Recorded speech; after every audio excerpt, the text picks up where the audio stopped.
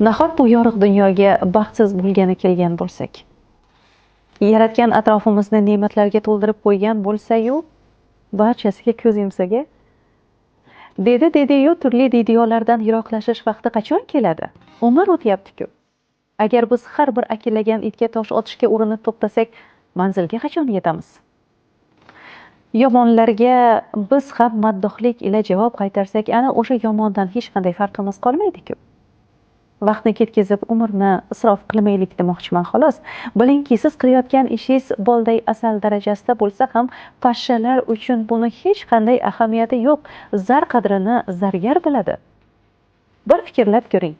Hamma ham yoshi ulg'ayib, qarib, keyin dunyodan ko'z yummaydi. Bemahal o'limlar ham bor. Umr bitta va u tugash xususiyatiga ega.